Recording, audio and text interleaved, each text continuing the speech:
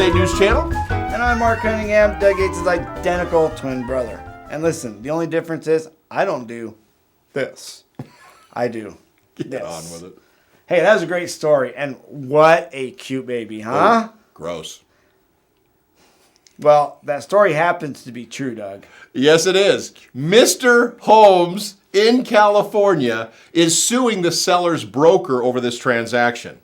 He had to sell his home in order to qualify for the new home.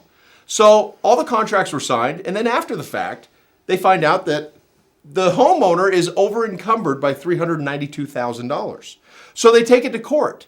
The judge dismisses the case, yet they appeal it, and the appellate court actually ruled in favor of the buyer. Well, there were some problems with this. So let's go break it down a little bit. First of all, the contract was written for 30 days. Yep. So they had 30 days to sell their home, qualify for the loan, and execute it. So that was problem number one, because obviously with them being encumbered, they weren't going to do that. Number two, the judge originally said that the buyer was just looking for deep pockets and said there was really no basis to their lawsuit. But the appellate court says, well, you know what? The broker ultimately is required to disclose any and all information. And just because they are driving the car doesn't mean that they're not responsible for those that go in and rob the store. I got a problem with this because now you're asking the real estate agents to be a loan officer and require all that financial information to be gathered by them. And they're saying to disclose that information to the buyer? Well, and then the other problem is there is possibly a breach of confidence with disclosing financial information between the seller and the buyer. That's a concern. We're in a completely different realm these days. And really, buyers, sellers are just looking to be sue happy. They're going after anyone because they all just need financial assistance.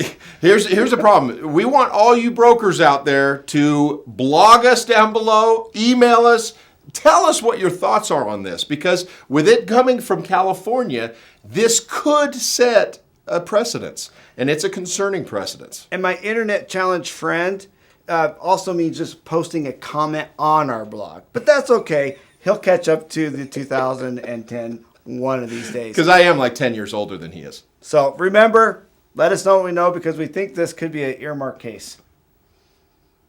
Hey, Doug, there are some rumors circulating out there that REO homes owned by HUD are going to be postponed.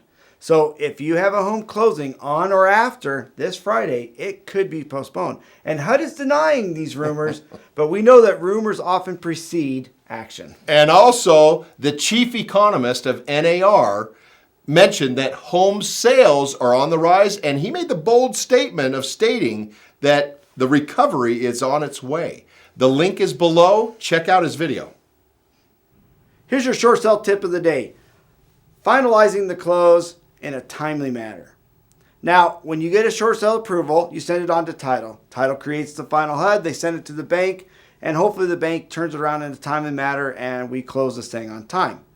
Well, that's great in a perfect world. But what happens a lot of the time is the bank does not respond in a timely manner. It takes time. The title agent's frustrated because they're trying to get that HUD back so they can close it because they all have deadlines to meet. And it could be just a train wreck.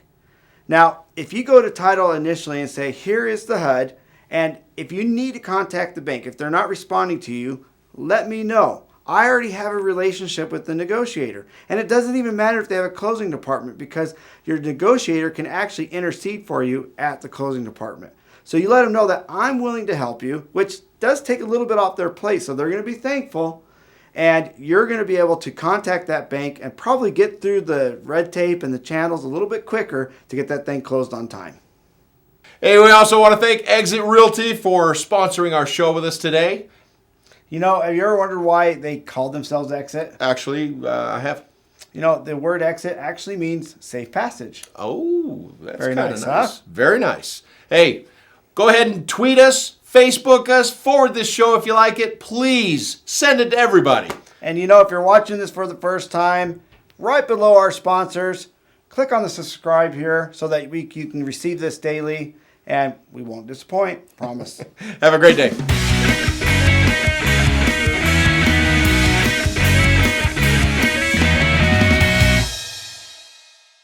Oh, you cute little boy. Would you knock it off, Dad? Oh. Hey, can I have the keys to the car this weekend? I got a date.